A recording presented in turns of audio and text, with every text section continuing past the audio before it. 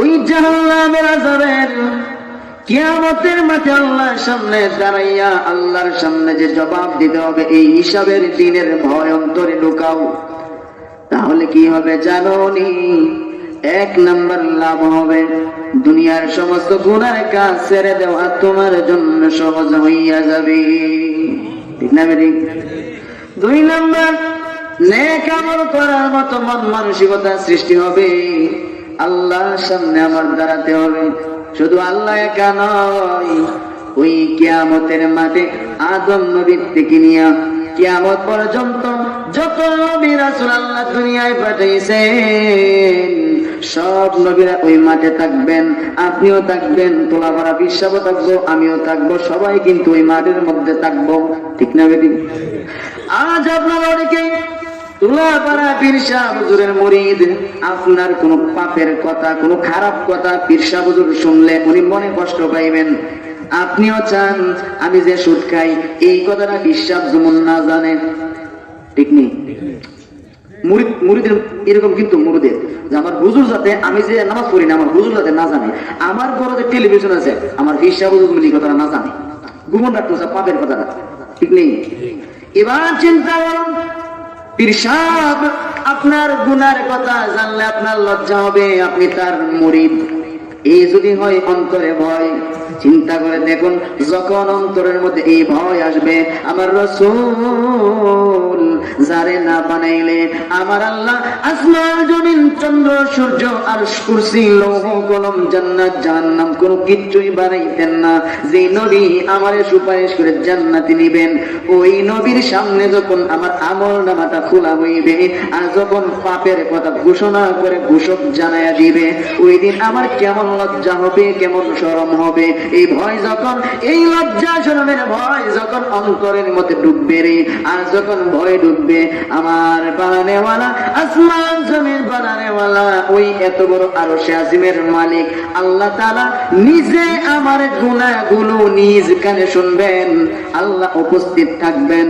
ওই দিন আমি বান্দার কি অবস্থা হবে, এই ভয় যখন বান্দার অন্তরের মধ্যে ডুববে, বলেন বান্দা গুনাহ করতে পারবো নি? না। এজন্য রাসূল বলে আগে অন্তরের মধ্যে আল্লাহর ভয়, জাহান্নামের আযাবের ভয় ঢুকাও, নবীর ভালোবাসা ঢুকাও, আল্লাহর ভালোবাসা মহব্বত ঢুকাও, যে আমার আল্লাহ দেখতেছে, আমার আল্লাহ। এক পীর সাহেব মুরিদ তিনজনকে তরমুজ দিয়া বললেন, যা তরমুজ বানাইয়া সির সির করে কাটিয়া লবণ দিয়া মরিচের গুঁড়া দিয়া বালা করে নিয়ে আয়, তবে যাই না রাখিস, এমন জায়গায় কাটবি, এমন জায়গায় বানাইবি দুনিয়ার কেউ যেমন না দেখে। কয়ে দিছে হিসাব ধরে বয়ানের মধ্যে বলছেন, হিসাব ধরে কবুতর মুরুখ দিয়া দিয়েছেন, তিন মুড়ি তিনটা দিয়া দিয়েছে, দিয়া যা জব করে লইয়া এমন জায়গাতে জবাই করে আনবি কেউ যেমন না দেখে।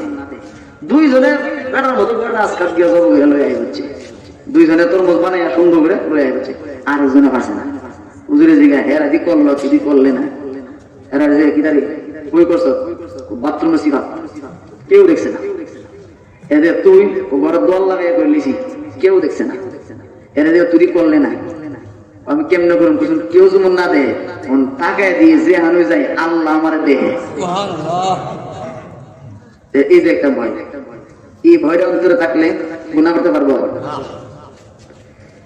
এজন্য আল্লাহ রাসূল বলেন, গুনার কাজ ছাড়ার এক নাম্বার মেডিসিন, এক নাম্বার ঔষধ হলো অন্তরে আল্লাহর ভয় ঢুকাও, মনে মনে ঢুকাও। যেখানে যাই মানুষ আমারে না দেখলেও, কেউ আমারে না দেখলেও আমার আল্লাহ আমারে দেখতেছে। ঠিক না বেটি? এজন্য আল্লাহ বলেন কোরআনের মধ্যে বারবার আল্লাহ তাআলা এই বিষয়টা ক্লিয়ার করছেন। আল্লাহ বলেন, বান্দা বান্দিরে, ওহুয়া মাকুম আইনামা কুনতুম, বান্দা তুমি যেখানে আমি আল্লাহ সেখানে আছি। ফাআইনামা তুওয়াল্লু ফাথাম্মা ওয়াজহুল্লাহ।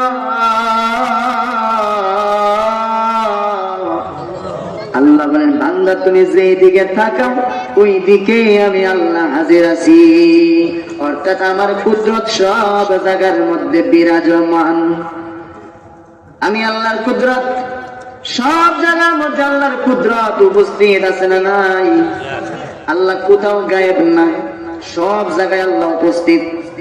বান্দা তুমি আল্লাহ দেখবা না, কারণ এই চর্মচক্ষু দিয়া আল্লাহ দেখার পাওয়ার আল্লাহ নিজেই দেন নাই।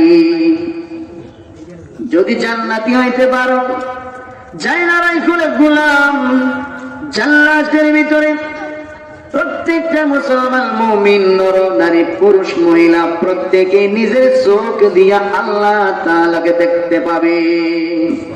মায়েরা আমার, এজন্য বলতেছিলাম আল্লাহ তো বানাইছেন আমাদেরকে, আল্লাহ দুনিয়ার জমিনে পাঠাইছেন, যত নাজ নিয়ামত কিছুর দরকার আল্লাহ ব্যবস্থা করছেন, ঠিক না বেঠিক? আমরা কিন্তু এমন একটা অবস্থার মধ্যে ছিলাম যখন আল্লাহর কাছে দরখাস্ত করার মতন না। মায়ের পেটের ভিতরে আল্লাহ আমাদেরকে লালন পালন করেছেন। আমরা কার কি খাবার লাগবে মার পেটের ভিতরে আল্লাহ কিন্তু ব্যবস্থা করছেন। মায়ের নাভির সাথে সন্তানের নাভিটাকে সংযুক্ত করে দিয়ে আল্লাহ খানা পিনার ব্যবস্থা করে দিয়েছেন। মুখ দিয়া খাবার নাই। আল্লাহ বলেন, তুই যখন ছিলি দুর্বল, নিজে খাইতে পারতি না, তখন আমি আল্লাহ তোর জবানটারে পবিত্র রাখলাম। কারণ এই জবান দিয়ে আমারে ডাকবি, আমি আল্লাহরে ডাকবি। এজন্য আমি আল্লাহ, তুই তোর মার পেটের ভিতরে থাকাকালীন তোর মা নাপাক খাইতে পারে, তোর মা হারাম ভক্ষণ করতে পারে, তোর বাবা হারাম ইনকাম করে আইনা তোর মারে হারাম খাওয়াইতে পারে।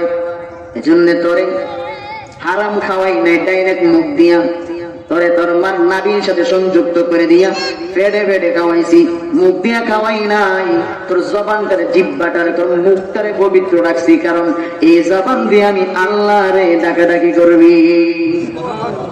এজন্য আল্লাহ বলেন, যখন তুই দুর্বল ছিলি তখন তোরে আমি হেফাজত করেছি। দুনিয়াতে আসার পরেও তোরে আমি সব কিছু নিয়ামতের ব্যবস্থা করে দিছি।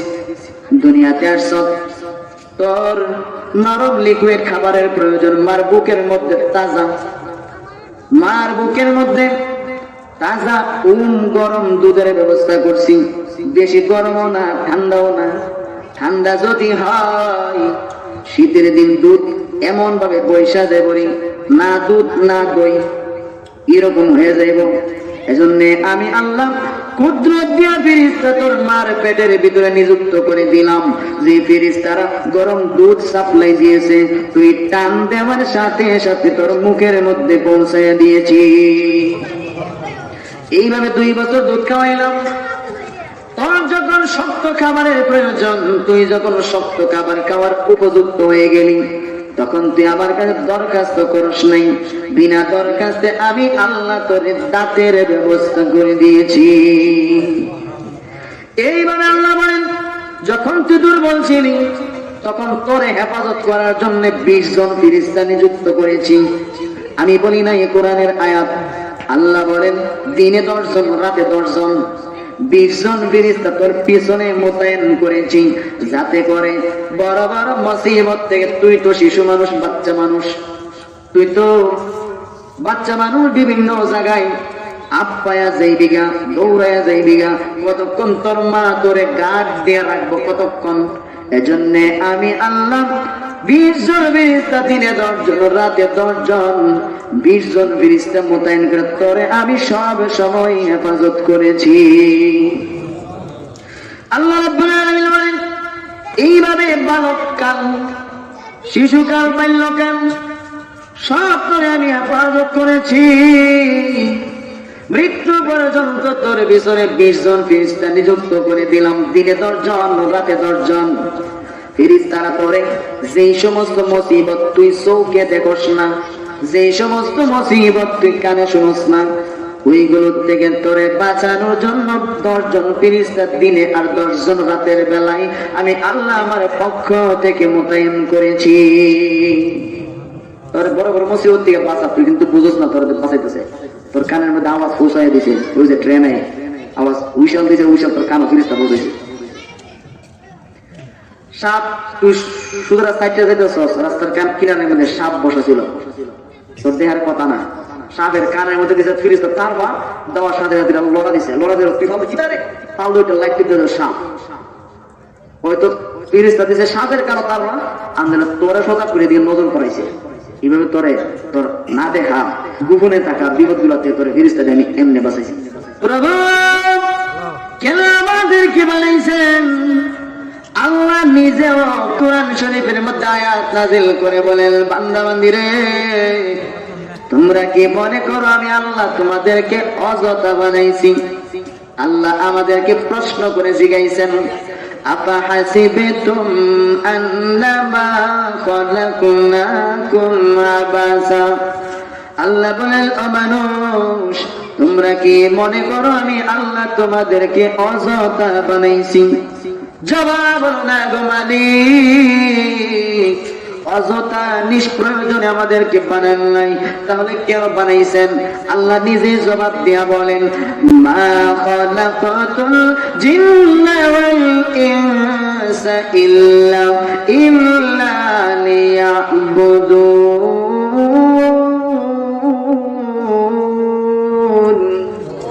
আল্লাহ বলেন, আমি আল্লাহ তোমাদেরকে বানাইলাম জীবনের প্রতিটা মুহূর্তে আমি আল্লাহর দাসত্ব গোলামির জন্য। প্রতিটা মুহূর্তে আল্লাহ ইবাদত দাসত্ব গোলামি করার জন্য বানাইছে। আমরা যদি পাল্টা প্রশ্ন করি, প্রতি মুহূর্তে ইবাদত কেমনে করবো? ফজর নামাজ পড়ছি, জোহর পড়ছি, আসর পড়ছি, মাগরিব পড়ছি, এশা পড়ছি, না সর্বোচ্চ শেষ সাথে ঘুম ভেঙে গেছে গা, ওইটা দুই সাইডে তাহাজ্জুদ পড়লাম, বা দিনে বেলা মেসেজ এক দুই বেলা আল্লাহ সুবহানাল্লাহ কইলাম, কিন্তু 24 ঘন্টা ইবাদত এটা কেমনে সম্ভব? আল্লাহ রাসূল বলেন, ফজর থেকে এশা পর্যন্ত 5 ওয়াক্ত নামাজ যদি তুমি জামাতে পড়ো, ফজর জামাতে পড়লি, নিয়ত যোহর আবার জামাতে পড়তাম, ফজর থেকে যোহর পর্যন্ত যে লম্বা টাইম, এই সময়টার মধ্যে যদি হারাম কোন কাজ, গুনার কোন, পাপের কোন কাজ যদি বান্দা তুমি না করো, আল্লাহ রাসূল বলেন ফজর থেকে যোহর পর্যন্ত মাঝখানের পুরা সময়টা আমার আল্লাহ নেক আমল হিসাবে আমল নামার মধ্যে লিখিয়া দেয়।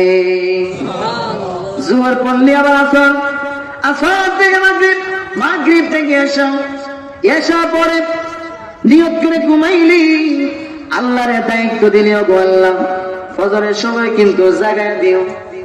আল্লাহ কোরআনে বলেন, যেই ব্যক্তি আমার হাতে তার জিম্মাদারি দিয়ে দেয়, আমি আল্লাহ শ্রেষ্ঠ জিম্মাদার, পেটের বেদনা উঠাইয়া হইলেও তারে সজাগ করামু। আল্লাহরা তো দায়িত্ব দিব, আল্লাহ এসার নাও জামাতে বলছে, ফজর যখন কাজা নাও তোমার কুদরতি হাতে দায়িত্ব দিলাম, আমার জায়গায় আল্লাহ তার ভাই উঠাইব না, দায়িত্ব আল্লাহ দিলে যে কোনো আল্লাহ উঠাইব। মশা কানে ধরে ব্যান্ডেন করবো, ঠাস করে তুমি নিজের কানের মধ্যে, আর কান ভর্তি গরমে উঠবো, আমরা উঠবা, আমরা বেশাবি ধরা ধরবো, টনটুনি শুরু দেবো, দেখবা কেমন উঠবো, ঠিক নেই? এবার আল্লাহ রাসূল বলেন, 5 ওয়াক্ত নামাজ জামাতে যদি পড়ো, মাঝখানে যে সময়গুলো আছে, 24টা ঘন্টার ভিতরে যে সময়গুলো আছে, আল্লাহ রাসূল বলেন হারাম কোনো কাজ যদি না করো, এই পুরা 24টা ঘন্টা আমার আল্লাহ তোমার আমল নামার মধ্যে নেক আমল হিসেবে লিখিয়া দেয়। তাহলে 24 ঘন্টা ইবাদত কইছি নি? আল্লাহ রাসূল বলছেন যে এইলো সহজ হিসাব। যদি 5 ওয়াক্ত নামাজ জামাতে পড়ো, 5 ওয়াক্ত নামাজ যদি জামাতে পড়ো, হারাম কোনো কাজ না করো, সারা দিন এই যে ফজর থেকে নিয়ে এশা, এশা থেকে নিয়ে পুরো দিন ফজর, এই পুরা 24টা ঘন্টা আল্লাহ তোমার আমল নামায় নেক আমল হিসাবে লিখে দিবে। এখন 5 ওয়াক্ত নামাজ পড়ার ইচ্ছা আছে তো ইনশাআল্লাহ? যারা পড়েন না ওখান থেকে শুরু করেন, জীবন তো কাটাই লাইছেন 50, 60, 70 বছর, 30, 40, 50, 60, 70 সব বয়সের মানুষ এখানে আছে না? কেন কয়দিন বাঁচে?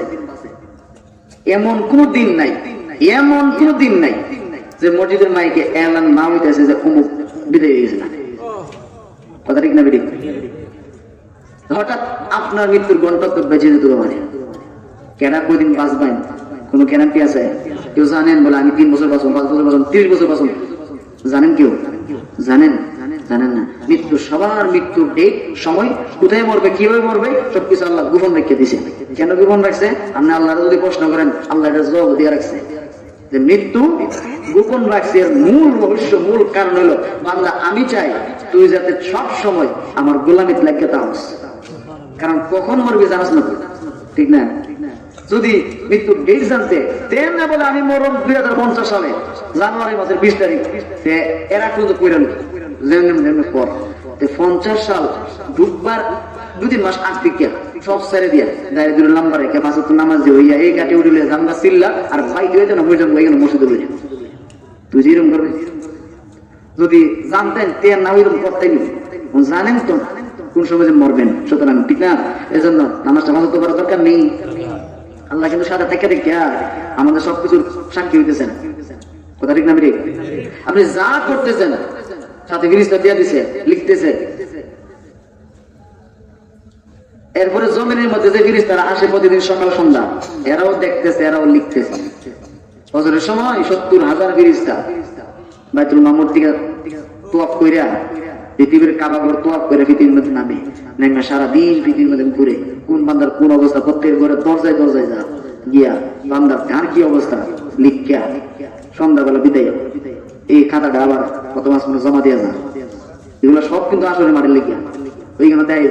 প্রতিদিনেরটা প্রতিদিন লেখা হইতেছে। এবারে সাথে 2 জন দিয়া দিছে, এরা তো সাথে আছে না?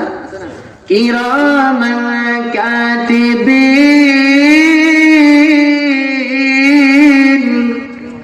ইয়ালামুনা মা তাফআলুন।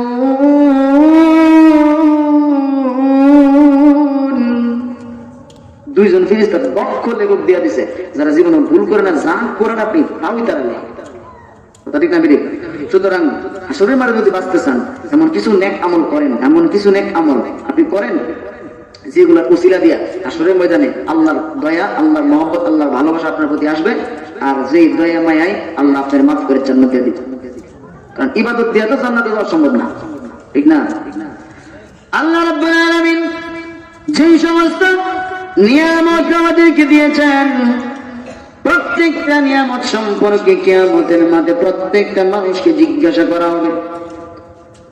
আমাদের নবীজি 3 দিন খানা খায় নাই, শুধু খেজুর আর পানি ছাড়া কোনো খাবার খায় নাই। 3 দিন পর আবু বকর রুটির ব্যবস্থা করলেন। আল্লাহর নবী গোশত দিয়ে রুটিটা মাখাইলেন, মাখাইয়া লুকমা হাতের মধ্যে নিছেন, মুখে দিবেন।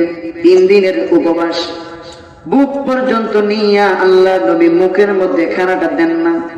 আল্লাহর নবী নিচে দিয়ে তাকাই রইছেন, চোখের পানি ছাইরা নবী কান্না শুরু করছেন। আবু বকর জিজ্ঞাসা করেন, ইয়া রাসূলুল্লাহ, কান্নার কি কারণ? হুজুর কেন কাঁদলেন? আল্লাহর নবী বলেন, রে আবু বকর, আল্লাহ কুরআনে বলেছেন প্রত্যেকটা নিয়ামত সম্পর্কে আল্লাহ জিজ্ঞাসা করবেন। এই যে লুকমার হাতে নিয়েছি, এই লুকমার সম্পর্কে ও মহান আল্লাহ তাআলা আমারে জিগাইব। সুম্মা লাতুসআলুন্না ইয়াওমাইযিন আনিন নাঈম। প্রত্যেকটা নিয়ামত সম্পর্কে প্রত্যেকটা মানুষকে আল্লাহ রাব্বুল আলামিন জিগাইবেন। একটু চিন্তা করে দেখুন, আল্লাহ রাসূল সাল্লাল্লাহু আলাইহি ওয়াসাল্লাম নিজে বলতেছেন, সাহাবীরা রে, কিয়ামতের ময়দানে আল্লাহ রাব্বুল আলামিন প্রত্যেকটা নিয়ামত সম্পর্কে প্রত্যেককে জিগাইবেন, সবাইকে জিগাইবেন। ওমর রাদিয়াল্লাহু আনহু উনি ডাকতে, হুজুর সবাই বলতে কি সবার ভিতরেও আপনিও আছেন নাকি? আল্লাহ নবী গো, আপনারও কি আল্লাহ জিগাইবেন? নবী বলেন, সাহাবীরা রে, ও আমার উমর, প্রত্যেকটা নিয়ামত সম্পর্কে আল্লাহ রাব্বুল আলামিন আমারও জিগাইবেন, কিন্তু আমার প্রতি মহান আল্লাহর দয়া মায়া হয়ে যাবে। আল্লাহর দয়া মায়া যদি কারো প্রতি না আসে, ওই লোকটা কোনদিন জান্নাতে যেতে পারবে না। কারণ নেক আমল দিয়ে জান্নাতে যাওয়া সম্ভব না রে। আল্লাহ যদি পৃথিবী দেখার জন্য যে চক্ষু দিছিলেন, এই চোখের নিয়ামতের বিনিময় যদি আল্লাহ চায় বসেন, তোর 60 বছর জিন্দেগির সেজদা আর নামাজ আর রোজা যত দান সদকা কোনো কিছু দিয়া ওই চোখের নিয়ামতের বিনিময় দিতে পারবি না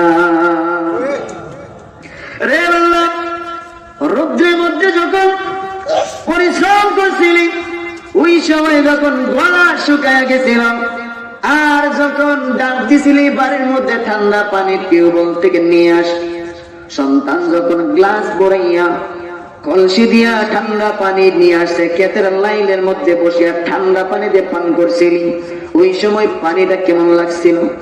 তখন বান্দা বলবে, প্রভু গো অমৃতের মতো লাগছিল, এমন একটা পিপাসা, এমন তৃষ্ণার্ত আমি হয়েছিলাম গো, ওই সময় পানি না পাইলে কলিজা আমার ফাটিয়া যাইত।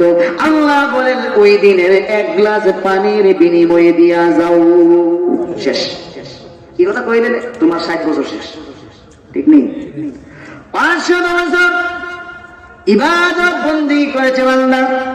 আমাদের নবীজি ঘটনা বর্ণনা করতেছেন, 500 বছরের কবুল ইবাদত বান্দার আমল নামায় আছে। হাসরের ময়দানে আল্লাহ তাআলা বান্দাকে বলবেন, আমার দয়ায় জান্নাতে যাবি নাকি নেক আমলের বিনিময়? বান্দা বলবে, আল্লাহ আপনার দয়াময় জান্নাতে যাব কেন? আমার তো নেক আমলের অভাব নাই, 500 বছরের কবুল ইবাদত আমার আমল নামায় আছে, সুতরাং আমি বান্দা আপনার দয়ায় না গো মালিক, আমি নেক আমলের বিনিময়ে জান্নাতে যেতে পারবো। বান্দাটা আল্লাহর কাছে কবুল হয়ে গেছে, 500 বছর ইবাদত করছে বেটা, কোন ইসরায়েলের লোক 500 বছর মুসানবীর জামানার লোক 500 বছর ইবাদত করছে বেটা, 500 বছর কবুল ইবাদত, এটা আল্লাহ দেখতেছে, এও জানে। তখন আল্লাহ এর প্রতি রাজি, খুশি। হে যে কইলেছে আমি আপনার দয়ায় জান্নাতে যেতাম চাই না, আমি আমার ইবাদতের জোরে জান্নাতে যাব। আল্লাহ কিন্তু রাগ হইতো না, আল্লাহ রাগ হইব। আল্লাহ রাগ হইলে তো আমরা যত পাপ করি ধরে ধরে প্রতিদিন সকাল সন্ধ্যা আমরা ঠ্যাঙ্গ ধরে ধরে নাচ আনন্দ না, ঠিক নেই? ওই দিন আল্লাহ রাব্বুল আলামিন ফেরেশতাদেরকে বলবেন, যাও আমার বান্দাকে ওই যে ওই রাস্তার সামনে দিয়ে একটু ঘুরাইয়া নিয়ে আস। আরেক দলকে বলবেন, জাহান্নামের দরওয়াজাটা খুলিয়া দেন। আরেক দল ফেরেশতা জাহান্নামের দরওয়াজাটা খুলিয়া দিবেন, আর আরেকজন ফেরেশতা এই দিক দিয়ে ঘুরাইয়া ওই জাহান্নামের দরজাটার কিনারা দিয়ে নিয়ে যাবেন। আগুনের হিট যেই মাত্র তার শরীরের মধ্যে আইসা লাগবে গো, কলিজা শুকাইয়া জিহ্বাটা বের হয়ে যাবে। কলিজাটা শুকাইয়া গেছে, জিহ্বাটা বের হয়ে গেছে, পিপাসায় তৃষ্ণায় জাহান্নামের আগুনের হিট যেই মাত্র শরীরে লাগছে, এমনি সামনে এসে দেখে আরেকজন ফেরেশতা পানির জগ নিয়ে দাঁড়িয়েছে, গ্লাস হাতে আছে। কাছে এসে বলে, এরে আল্লাহর ফেরেশতা, মেহেরবানি করে একটা গ্লাস পানি আমারে দে। সুবহানাল্লাহ। ফেরেশতা বলেন, এটা দুনিয়া না, ফ্রিতে পাইছি, দুনিয়াটা নয়, এটা আসরের মাঠ, এখানে বিনিময় লাগে রে। 1 গ্লাস পানি পান করতে গেলে 500 বছরের নেক আমল দিতে হবে। আসেনি নেক আমল? ওই সময় তৃষ্ণার কারণে জান্নাত জাহান্নামের কথা বান্দা ভুলিয়া যাবে। জান্নাত আমার লাগবে না, জাহান্নাম কথাও আমি বুঝি না, আগে আমার 500 বছরের ইবাদত নে, আমার 1 গ্লাস পানি দে। 500 বছরের ইবাদত ফেরেশতারে লিখিয়া দিয়া দিবে। এরপরে ফেরেশতা 1 গ্লাস পানি বান্দারে খাওয়াইবে। খাওয়ার পরে বলবে, আমার অর্ধেকটা কলিজা ঠান্ডা হয়েছে, দয়া করে আরেকটা গ্লাস পানি দে। ফেরেশতা বলবে, আরো 500 বছরের ইবাদত লাগবো, আসেনি? তখন মনে হয়েছে ইন্নালিল্লাহ, 500 বছরের ইবাদতে আমল নামাত আছে, এটা দিয়ে 1 গ্লাস খাই দিয়েছি, ও দিয়ে আরেক গ্লাস খাইতে গেলে আরো 500 বছর ইবাদত লাগে, নাই তো। এমনি বান্দা হুঁশ ফিরে আসে, সিজদায় পড়ে যাবে, মালিক আমি আমার ইবাদতটা সত্য গোলামি দিয়া জিন্দেগি তো জান্নাত পাওয়ার উপযুক্ত না। আপনি যদি 1 গ্লাস পানির বিনিময় 500 বছরের ইবাদত যদি ফেরেশতারে দিতে হয়, আপনি যদি গো একদিন সারাদিন যে পানি আমি পান করছি, যে পানি আমি খরচ করছি, ওই পানির বিনিময়ে যদি চান আমি বান্দা আরো কয়েক হাজার বছর ইবাদত করলেও একদিন যে পানি আমি দুনিয়াতে খরচ করছি এর বিনিময়ে দেওয়া সম্ভব নয়। এক গ্লাস খাইতে যদি 500 বছর ইবাদত লাগে, সারাদিনে যত গ্লাস খাইছে হিসাব করলে কয়েক হাজার বছর ইবাদত লাগবে। তখন বান্দা উশ আইছে, উশ ফিরত আইছে যে কিতা করলাম, এটা কিতা বুঝি করতে নাকি আল্লাহর সাথে, কত গুনাহ কাছে কইলাম আপনার দয়া ছাড়া আমার ইবাদতের জুরে জান্নাত যাবো, কিতা কইলাম এটা। সে যত আল্লাহ মাফ করে দিন, ভুল হয়ে গেছে। আল্লাহ বলে আসলে বাড়ি করে ভুল টুল নাই, জালে হাও এটা খাতা পত্র বন্ধ হয়ে গেছে, এটা দুনিয়াতে হইতো তখন যাও এটা আমার সাথে।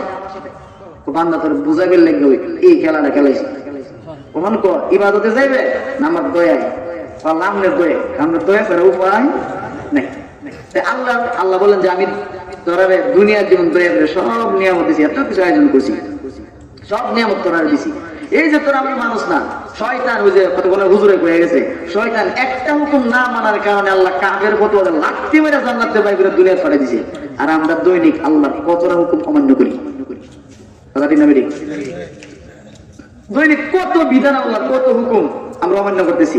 চিন্তা করেন ওই দিক দিয়ে চিন্তা করলে আমরা অবস্থা কই গেছে চিন্তা করে দেব, কি দিক দিয়ে চিন্তা করে। আল্লাহ রাব্বুল আলামিন বলেন দুনিয়াতে যেমন তুই আমার না মানার পরেও তোরে সব নিয়ামত দিয়েছি, রাগ করে কিন্তু বাতাস বন্ধ করি নাই, তোর অক্সিজেন নেওয়া বন্ধ করি নাই।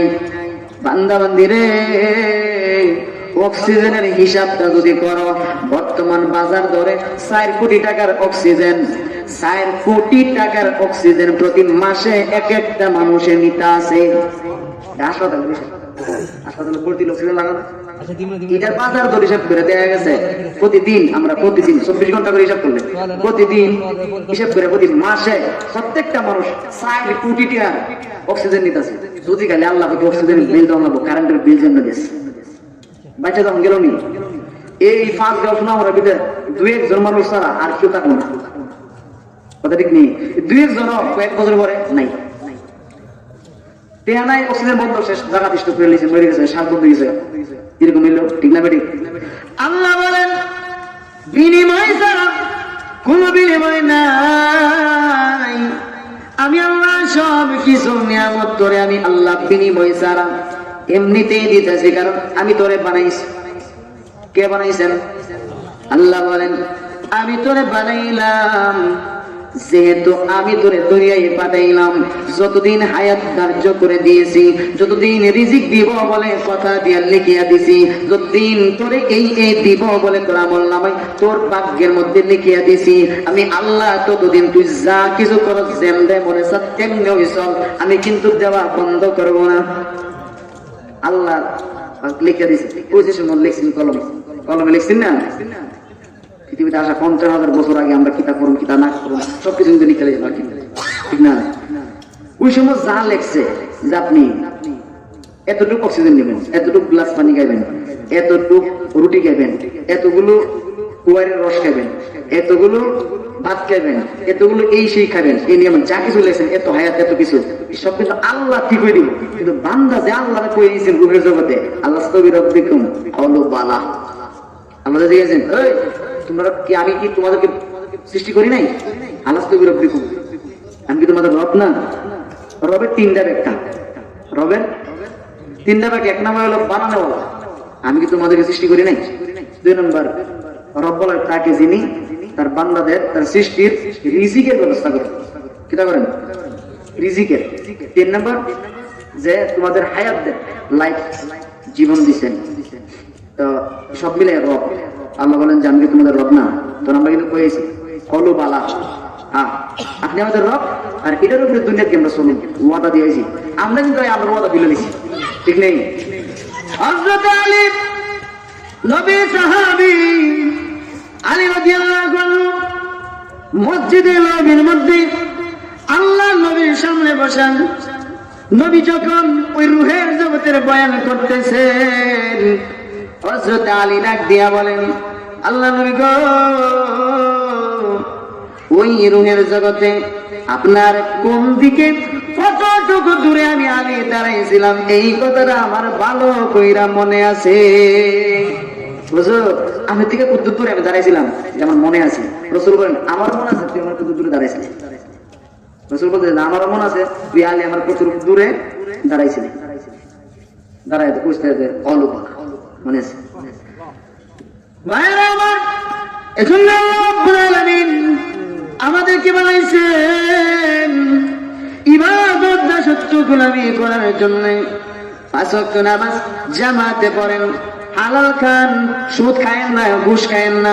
এটা ওয়াজ তো সকলেই করে কিন্তু মানে কয়জনে? এতক্ষণ তো হুজুরে এইগুলাই বলে গেছে। কথা ঠিক না বেঠিক? ওয়াজ বেশি লাগে না, আমল করলে অল্পতেই যথেষ্ট। ঠিক না বেঠিক? মানলে আবু বকর, না মানলে আবু জাহেল। ঠিক নেই? আবু বকর বিনা প্রশ্নে রাসূল কইছে মেনে নিছে, আমল শুরু করেছে। আর আবু জাহেল 360 বার দাওয়াত দিছে। খামিছে না? খামিছে? আল্লাহু আকবার। ভাইরা আমার পাঁচ ওয়াক্ত নামাজ জামাতে আদায় করেন, সত্য কথা বলেন, মিথ্যা কথা বললেন না। জীবন চলে গেল মিথ্যা বলবেন না। নিজে ভালো পড়েন, নিজে ভালো চলেন, আল্লাহর ইবাদত সত্য গোলামি করেন, সত্য পথে চলেন, হক পথে চলেন, হালাল পথে চলেন। নিজের সন্তানকারেও ভালো শিক্ষা দিয়ে যান, কারণ সন্তান আমানত। সন্তান প্রত্যেকের কাছে আমানত। আল্লাহ কোরআনে বলেছেন সন্তানের প্রতি মায়া এটা আল্লাহর দান। কথা ঠিক না বেঠিক? সন্তানের প্রতি ভালোবাসা এটা আল্লাহর দান। এই যুবক ভাই যারা মাহফিলের বয়ান শুনতেছেন, এ ভাই পৃথিবীতে কেউ চিরদিন থাকবে না রে। এমন কোন দিন নাই যেই দিন যুবকের মরণের সংবাদ শুনি না। হয়তো ফেসবুকে, আর না হয় ইউটিউবে, আর না হয় পেপার পত্রিকায় কোন না কোন জায়গায় শুনতেছি যুবক, ওই যে পানির তলে যুবকের লাশ, বাসের নিচে যুবকের লাশ, হুন্ডার অ্যাক্সিডেন্ট করে যুবক মারা গেছে। দলে দলে মায়ের পিট করে, বাপ দাদার ঠিকানা নাই কিন্তু মাইরা বালাইছে। বিএনপি আর আওয়ামী লীগ মারামারি লেগে মাইরা বালাইছে। এরকম ঘটনা ঘটে কি ঘটে না? প্রতিদিনই কোনো না কোনো জায়গায় ঘটতেছে। সুতরাং আল্লাহ রাসূল বলেছেন এমন একটা যুগ আসবে রে, এমন একটা সময় আসবে যেই সব হত্যাকারীও জানে না এবং যে খুন হয়েছে সেও জানে না কেন আমারে মারছে, যে মারতেছে সেও জানে না কেন তারে মারতেছি। কোনো কারণ নেই। এমন একটা যুগ আসবে, এটাও চলতেছে এখন। ঠিক নেই? এজন্য বলে যুবক ভাই, এই দুনিয়ার কেউ আপন নয়। যারা আপন আছেন তুমি তো দেখো, তোমার মা বাপ, তোমার আত্মীয় স্বজনের দিকে তাকায় দেখো। মা বাবার চাইতে বেশি আপন আর কেউ আসেনি। যদি মা বাবার চাইতে বেশি আপন কেউ হয়ে যায়, বুঝবা এটাও দুশ্মন। ঠিক না বেঠিক? মা বাবার চাইতে আপন কেউ নাই। এজন্য তুমি এক নাম্বার ধরে রাখো, আমার আল্লাহ এবং রাসূল আমার আসল। এটা ভালো করে বুঝবেন, আল্লাহ এবং রাসূল আমার আসল। আমার মা বাপ কিন্তু আমার আসল না। আল্লাহ এবং রাসূল আমার আসল, মা বাবা আমার আপন। ঠিক নেই? যার সম্মান যেখানে তারা রাখবা সেখানে। মা বাবার সেবা যত্ন করতে হবে।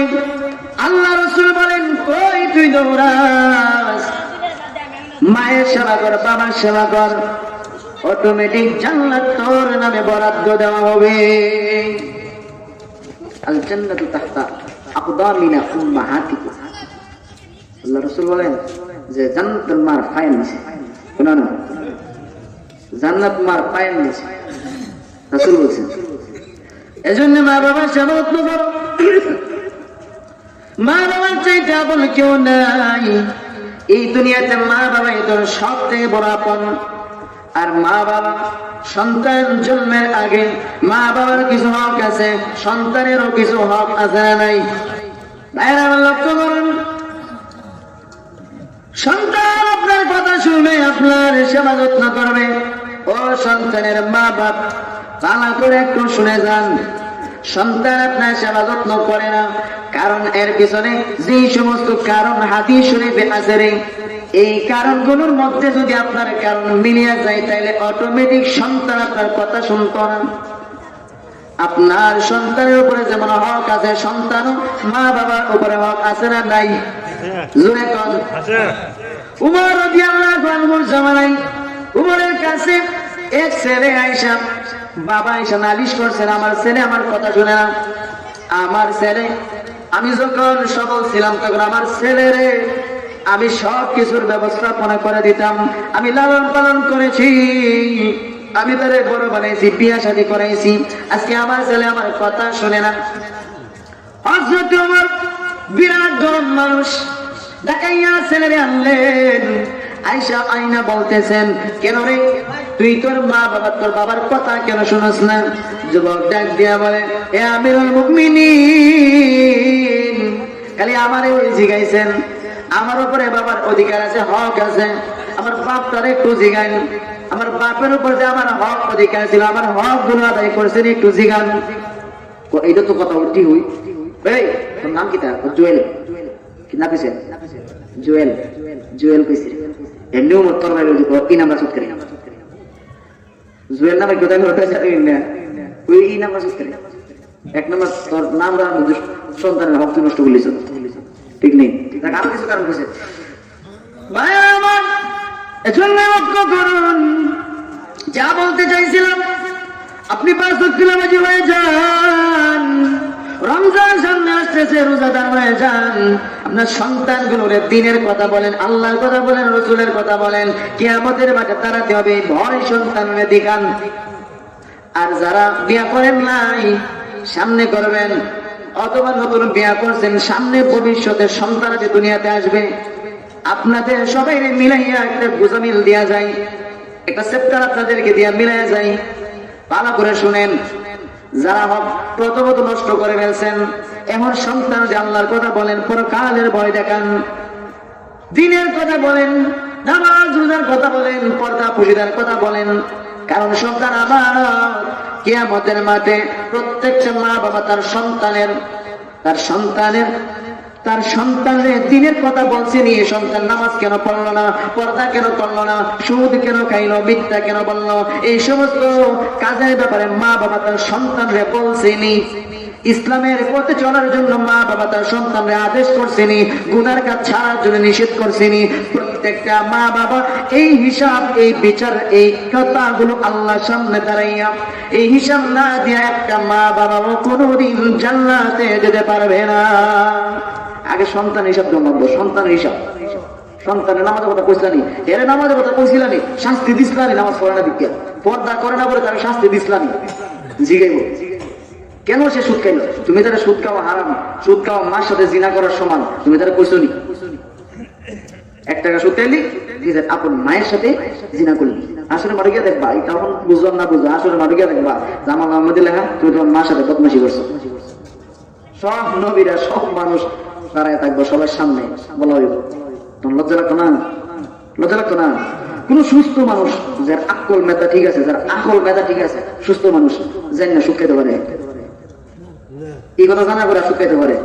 কোন সুস্থ মানুষ যারা সুদ খায়, আপনি বুঝবেন এগুলো মানসিক প্রতিবন্ধী।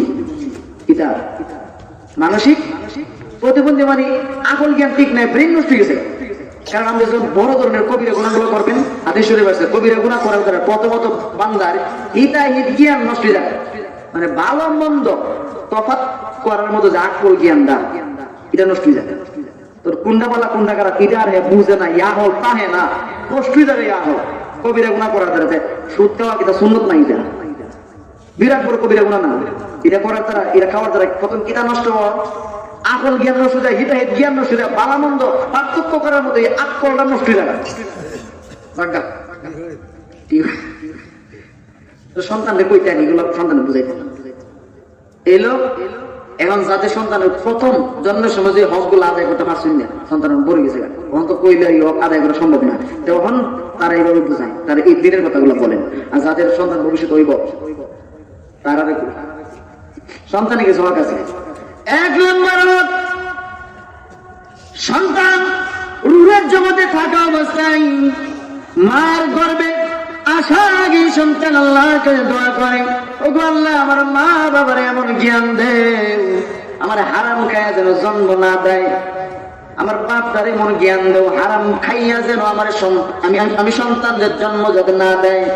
কারণ হালাল খান আর হারাম খান যেটাই খান, পেটের ভিতরে খাবার যাওয়ার পরে খাবার থেকে রক্ত হয় কি হয় না? রক্ত থেকেই তো ওই নাপাক পানি তৈরি হয়, যে পানি দিয়া আল্লাহর ফেরেশতারা মার পেটের ভিতরে সন্তান গঠন করে, ঠিক না বেটি? এজন্য আপনি যখন হারাম ভক্ষণ করবেন, হারাম খাবার থেকে যে রক্তগুলো জন্ম হবে, যে রক্ত থেকে ওই নাপাক পানি সৃষ্টি হবে, বলেন তো দেখি সন্তান জন্ম দেওয়ার সময় ওই নাপাক হারাম খাইয়া ওই নাপাক পানিটা আরো ডাবল হারাম করে ফেলছেন, কথা ঠিক না বেটি? এক নম্বর আপনি সন্তানের হক নষ্ট করে ফেলছেন হারাম খাইয়া। এজন্য সন্তান জন্ম দেওয়ার আগে অবশ্যই পিতার হারাম খাওয়া ছাইরা দিতে হবে, হালাল অবশ্যই খাইতে হবে, ঠিক না বেটি? বাবার পেট থেকে যখন ওই নাপাক পানি মার গর্ভে যায়, ওই সময় সন্তান আল্লাহর কাছে দোয়া করে আর চিৎকার করে, ও বাবা মেহেরবানি করে গো হারাম খায়া কিন্তু জন্ম দিও না। সন্তান কইতে দেয়, আপনি শুনেন না।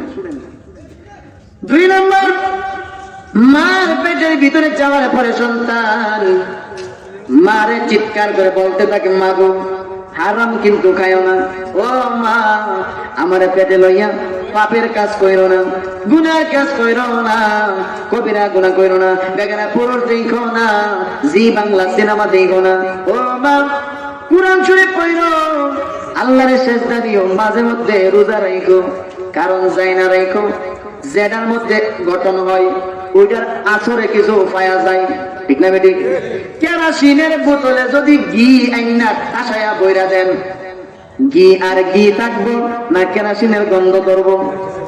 যে মার পেটে সন্তান গঠন হয়, ওই মা যদি বেগানা পুরুষের সাথে খোলামেলা চলাফেরা করে রে, পেট বাহির করিয়া যদি মার্কেটের মধ্যে গিয়া ঘুরে, বেড়া ফালরে যদি দেখায়, বেড়া ফালরে ধাক্কায়া গিয়া মার্কেট করে, এরকম যদি হয়, মা তো মনে মনে কারণ আমার সন্তান আব্দুল কাদের জিলানী হইব, আল্লাহর কসম আমি সন্তান আব্দুল কাদের জিলানী জিন্দেগিতে হইতো না, বরং এটা ডিপজল মার্কা হইব, ঠিক নেই?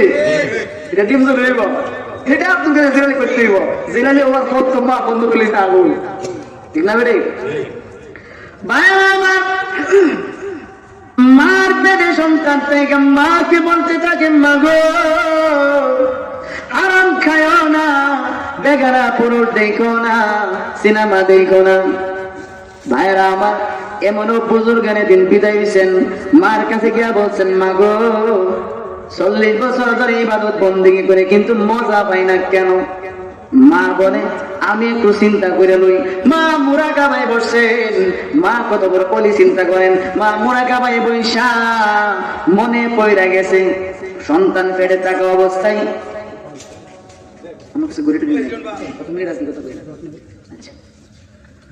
মার মনে পড়ে গেছে সন্তান পেটে থাকা অবস্থায় ওই যে পাশের ঘরের দুধ আইনা মার কাছে দিয়া বলছিল একটু গরম করে দিও, আমরা ঘর লাকড়ির শট। মা বলেন, আমি দুধ গরম করে দিছিলাম পাশের ঘরের, ওখান থেকে আমার জানা, কারণ তুই তো আমার পেটের মধ্যে বাচ্চা থাকলে মার কিন্তু অনেক কিছু জানে চাই, দুধরা দেখা আমার কিন্তু জানে চাই আলাইছে, তখন আমি আঙ্গুল দিয়া দুধের শটটা উড়াইয়া খাইয়া লাইছিলাম, হয়তো এই কারণে তুই 40 বছর ধরে ইবাদত করে